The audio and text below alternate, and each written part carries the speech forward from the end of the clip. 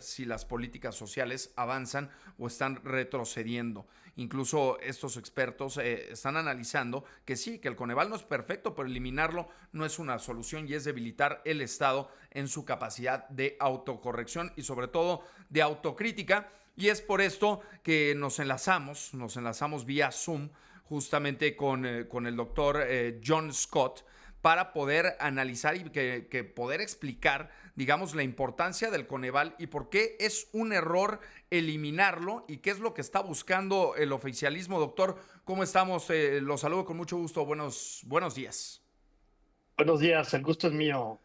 Vamos a poner un contexto y la función, digamos, del Coneval como organismo. ¿Podría explicarnos, doctor, brevemente qué es el Coneval y cuál ha sido, digamos, su función principal dentro de la política social mexicana? Vamos a poner el contexto. Claro que sí, claro que sí. Creo que lo describiste muy bien en las láminas que acaban de presentar. Coneval surge, como sabes, pues, de una historia larga con una transición democrática reciente, donde en el pasado, pues la credibilidad de los anuncios públicos, como en particular la medición de la pobreza, no había una medición oficial.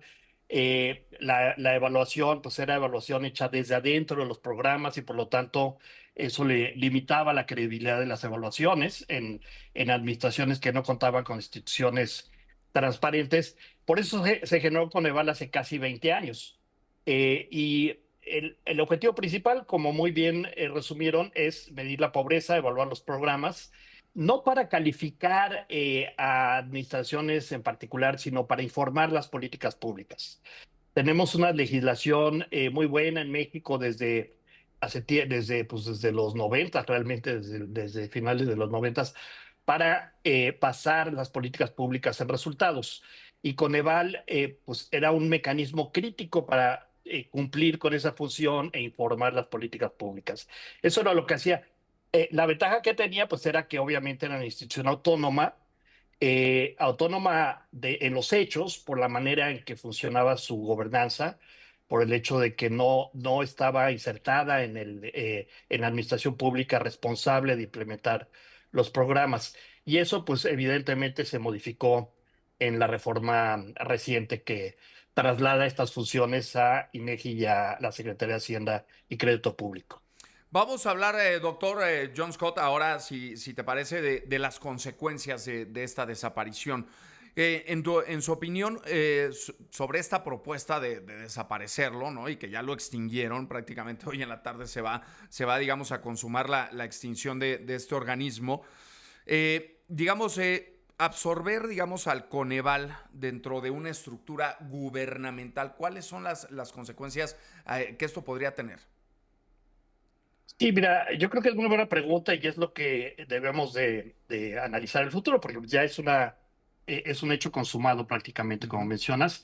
Primero es importante mencionar que es una reforma que en el caso de Coneval pues no tenía una motivación real, en el sentido de que no había duplicidad, ni había ahorros, ni va a haber ahorros realmente.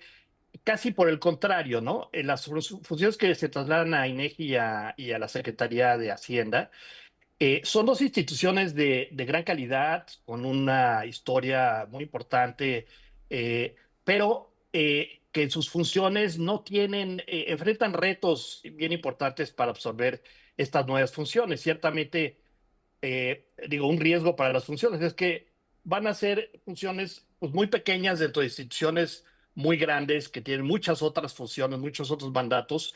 Pues además de que no tenían experiencia acumulada, especializada en esto, eh, se va a diluir entre todas las funciones muy importantes que tiene INEGI y esta secretaría, cuando antes pues estaban concentradas en una sola institución especializada con toda la acumulación del conocimiento en este caso, ¿no? Te puedo decir qué retos se enfrentan, en mi opinión, cada una de las instituciones. INEGI en particular, creo que pues ciertamente su mandato no estaba a la medición, en su propia ley, ni mucho menos la evaluación. Entonces, hay un reto ahí simplemente que pues representa un cambio bastante radical de funciones de una institución cuya responsabilidad principal es generar las estadísticas básicas del país.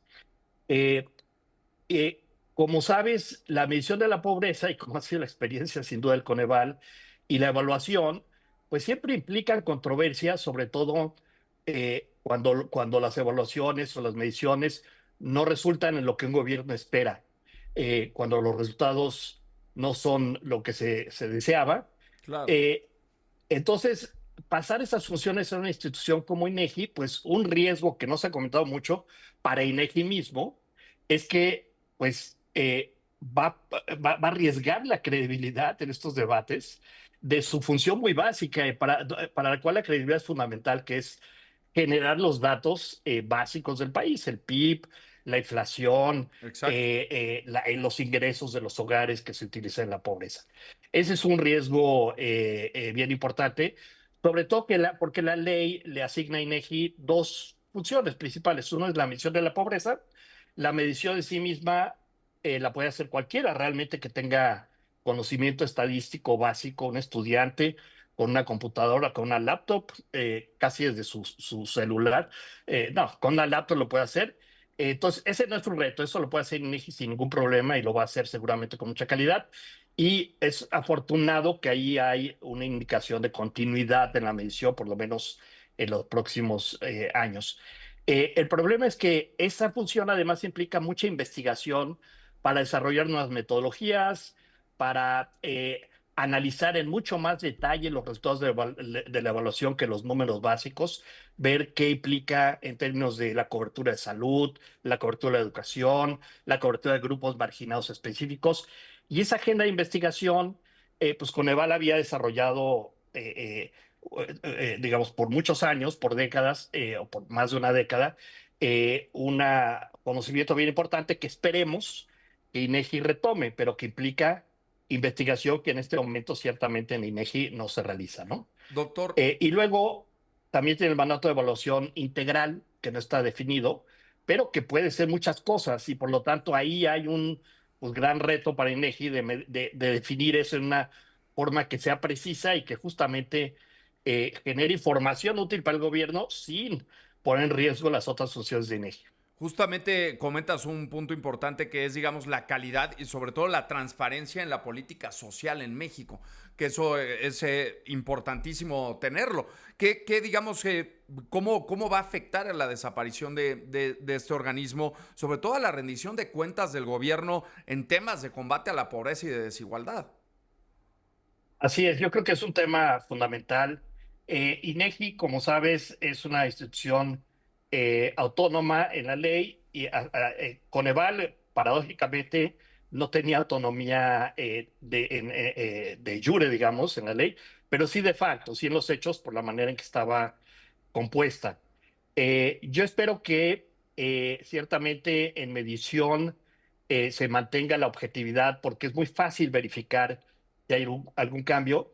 Desafortunadamente, una de las cosas que se va a perder es el diálogo entre INEGI y Coneval en medición de pobreza era muy productivo, porque, y en muchos casos resultó Coneval funcionaba, digamos, como uno de los grandes usuarios de esta información, le daba feedback, le ayudaba, digamos, al proceso de control de calidad de la información que generaba INEGI. Y muchas veces hubo casos bastante ruidosos, digamos, donde pues las cifras, encontramos problemas con las cifras y se tomaron medidas desde INEGI para resolver esto y asegurar la comparabilidad de las mediciones, que es un mandato legal que tiene INEGI, ¿no? Entonces, en el caso de la evaluación, desafortunadamente, una cosa que se ha discutido menos es que la evaluación de los programas puntuales, no del conjunto, sino de cada programa, que es fundamental para el proceso presupuestal y de la calidad de los programas, va a pasar a la Secretaría de Hacienda y Crédito Ujú. Público, eso quiere decir que va a estar va a estar directamente en la administración responsable de estos programas. Es decir, el estudiante se va a Sí, sí. autocalificar en la implementación de estos programas. El hecho de que está en Hacienda y no directamente en los programas es una buena noticia porque pues Hacienda tiene el mandato de vigilar que los recursos que facilita, los recursos de los mexicanos, que facilita para que se utilicen los programas, se usan eficientemente. Entonces, puede haber ventajas. Una es que Hacienda también tiene un control, una, digamos, relación mucho más directa con los programas que una instancia externa tenía como Coneval. Lo que se pierde, evidentemente, pues es justamente la objetividad, la autonomía que Coneval, que una institución como Coneval aseguraba. Eso es lo que se pone en riesgo, sin duda alguna. Y también hay que decirlo, Hacienda, a pesar de que tiene un mandato legal de evaluación importante, de una unidad de evaluación, en realidad la historia de evaluación de Coneval pues no ha sido, Ujú. digamos, muy efectiva. Es una unidad relativamente pequeña, débil. Ha estado ha dependido mucho en la historia de estos últimos años de Coneval, digamos, de las metodologías que desarrolla Coneval. Entonces, pues claramente Hacienda va a tener que realizar una inversión importante para poder realizar estas funciones, y la sociedad va a tener que hacer una vigilancia Claro. de que no haya un sesgo por el hecho de que ya no son evaluaciones Y externas. de que no haya riesgo también de que estas cifras se politicen, ¿no? Si dejan de ser Así evaluadas, sobre es. todo por un órgano independiente. Así es, así es. Ese el gran riesgo es eso, que pierdan calidad y que pierdan credibilidad, inclusive si tienen la calidad necesaria, que la gente deje de creer, justamente porque pues ya no es un organismo autónomo y externo a los programas, sino una administración pues con intereses políticos muy claros, ¿no? ¿Qué va a pasar desde su perspectiva, doctor? ¿Qué va a pasar con estas mediciones oficiales de la pobreza en México, justamente con la desaparición del Coneval? Digamos ya tú eres experto, doctor, y estuviste incluso como asesor del Coneval. ¿Qué va a pasar? O sea, con este tema de las cifras y con las mediciones sobre todo. ¿Qué visualizas tú y qué vislumbras tú? Bueno, hay que ver, ¿no? Pero ciertamente en el corto plazo creo que lo que va a pasar es que esperemos que se van a mantener la medición oficial que hemos tenido por lo menos para la próxima medición, que por cierto Ujú. está programada para julio, una vez que salga la encuesta de INEGI de ingreso y gasto de los hogares. De hecho, estos días tendría que salir la primera medición de este año de pobreza laboral, que nos da una medición de muy corto plazo, que pues por la transición yo me temo que posiblemente no vaya a salir a tiempo, pero es muy importante. Entonces, la función de pobreza en el corto plazo creo que se va a preservar, eso es por lo menos lo que se ha anunciado. No sé si después haya la intención de cambiar la medición. Coneval tuvo, digamos, un programa de investigación paralelo a la medición, que es ir desarrollando metodologías nuevas para enriquecer la evaluación, ciertamente de una manera paralela, porque no puedes estar cambiando la medición pues cada año o cada medición, porque si no, pues ya no tienes continuidad, pero Ujú. sí tener indicadores complementarios. Ojalá eso se mantenga y pues seguramente posiblemente haya innovación de ese lado. Me preocupa un poquito más el lado de la evaluación, y ahí yo creo que va a ser más importante, digamos, en el mejor de los casos yo lo que me temo es que la evaluación va a perder importancia. Ujú. Es decir, se va a diluir entre funciones, pues, otras funciones que tiene la Secretaría de Hacienda y Crédito Público. Y pues no sé cómo va a ser. Algo muy interesante va a ser cuando INEGI presente la metodología de esta evaluación integral de la política en su conjunto, porque tiene que ser precisa, no controversial, y al mismo tiempo tiene que informar. Claro. Es realmente un reto bien importante para INEGI. Entonces, yo creo que la lección principal, yo lo que diría es que la sociedad debe estar muy vigilante. Afortunadamente hay pues muchos expertos allá afuera, y yo espero que muchas de la especialistas que teníamos en Coneval se integren a estas nuevas tareas, y en ese sentido se garantice continuidad, simplemente por el hecho de que se absorban estos técnicos. Coneval tenía una planta muy pequeña, muy barata, digamos 200 personas máximo, pero de gran calidad y de gran preparación, con mucho capital humano en estos temas.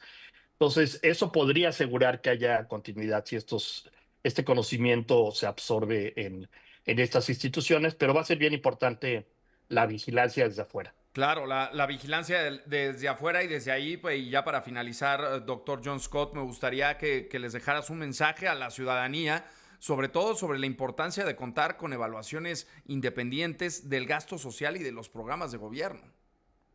Sí, yo creo que este tema no se puede minimizar, ¿no? Uno pensaría que la idea de que el gobierno base sus decisiones en otra cosa que no sea la mejor evidencia disponible, esa idea debería ser algo pues evidente, autoevidente, algo que no debería ser innovador, debería ser pues lo básico, ¿no? Lo más básico, que las políticas se basen en la evidencia, su continuidad, saber si el programa de adultos mayores, que hoy en día pues absorbe el grueso del gasto público en transferencias, pues qué efectos tiene, en qué medida está mejorando el bienestar de la población en su conjunto, qué pasa con otros grupos vulnerables como la infancia temprana. Estas decisiones si no se basan en la evidencia, y se basan en ocurrencias o en ideologías o en juicios valorativos sin evidencia detrás, pues el riesgo es que mucho de esto, gran inversión que hace la nación y pues, la sociedad mexicana vía sus impuestos, no funcione para mejorar el bienestar de la población. Entonces, es crítico que este sistema de evaluación basado en resultados funcione. Para eso, yo sí le daría el beneficio de la duda a esta reforma en el sentido de que pues, vamos a observarla con mucho cuidado.